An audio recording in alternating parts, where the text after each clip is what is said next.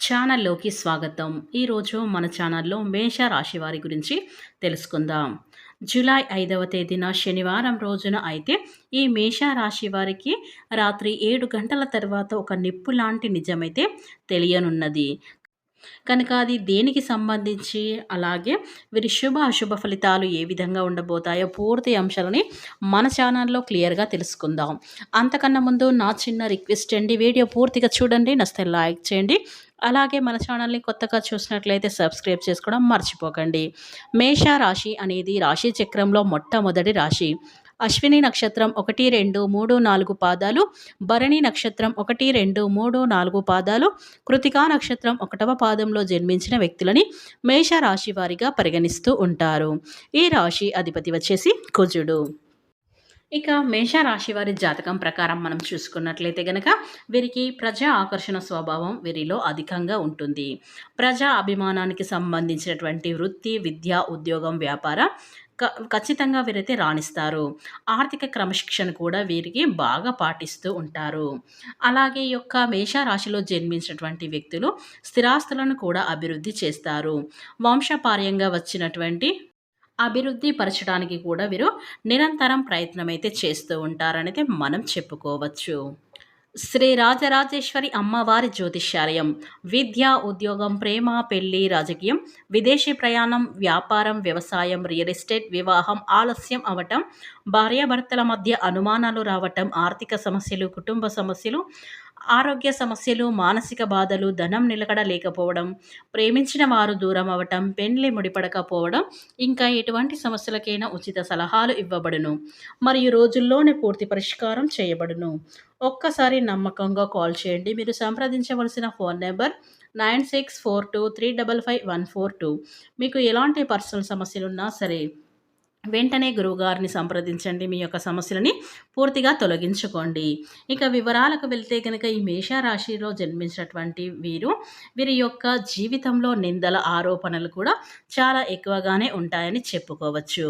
భారమైన కుటుంబ బాధ్యతలు కూడా వీరికి ఉంటాయి.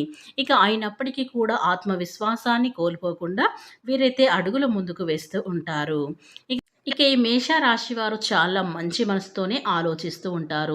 ఎదుటి వారికి మంచి చేయాలనుకుంటారు. వారి ఆపద వీరి ఆపదగానే భావిస్తూ ఉంటారు.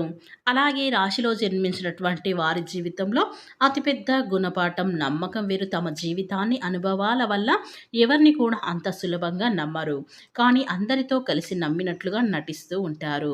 ఇది వారి ఆత్మరక్షణలో ఒక భాగం మాత్రమే. ఏ విషయంలో అయినా సరే తొందరపడి నిర్ణయాలు తీసుకోవడం వీరికి అయితే అస్సలు నచ్చదు అని చెప్పుకోవచ్చు. ప్రతి విషయాన్ని కూడా క్షుణ్ణంగా విశ్లేషించి దానివల్ల భవిష్యత్తులో కలిగే మంచి చెడును బెరించి వేసుకున్న ఒక అడుగు ముందుకైతే వేస్తారు. ఈ నిదానమే కొన్నిసార్లు వీరికైతే విజయాన్ని తొలిమెట్టు అయితే అవుతుంది. అయితే ఈ మేషరాశిలో జన్మించిన వారి అందరి జీవితంలో ఒకేలా ఉండదు. కొంతమందికి ఊహించని విధంగా ఆకస్మిక ధనం ప్రాప్తి కలుగుతుంది. వారసత్వ ఆస్తులు లేదా వ్యాపారంలో ఆకస్మిక లాభాల ద్వారా వీరు ఉన్నత స్థాయికి చేరుకుంటారు. అసాధారణంగా వీరి జీవితంలో యవ్వన కష్టాలతో, సవాళ్లతో నిండి ఉంటుంది. కానీ వయసు పెరిగే కొద్దీ, అంటే 30 సంవత్సరాలు దాటిన తర్వాత ఆర్థికంగా మరియు సామాజికంగా గొప్ప స్థిరత్వాన్ని పొందుతారు. వీరికి స్థిరాస్తులు, సొంత ఇల్లు వంటివి తప్పకుండా ఏర్పడతాయి. ఇక ఈ రాశివారు ఉన్న అతిపెద్ద ఆధ్యాత్మిక బలం సాక్షాత్తు ఆ కలియుగ వెంకటేశ్వర స్వామి. ఈ రాశివారి వెంకటేశ్వర స్వామి అనుగ్రహం ఉండడం వల్ల వీరికి ఎన్ని కష్టాలున్నా అది అధిగమించడం అనేది జరుగుతుంది. దైవభక్తి, ఆధ్యాత్మిక చింతన ఎక్కువగా ఉంటాయి.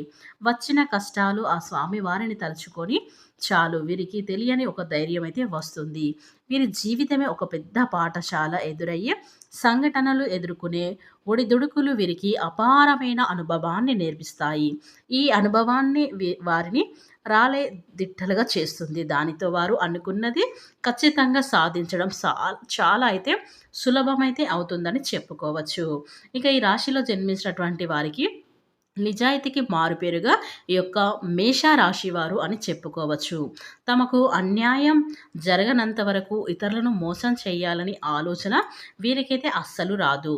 ఎదుటి వారు ఎంత కఠినంగా ప్రవర్తించినా వీరు మాత్రం తమ ధైర్యాన్ని విడరు.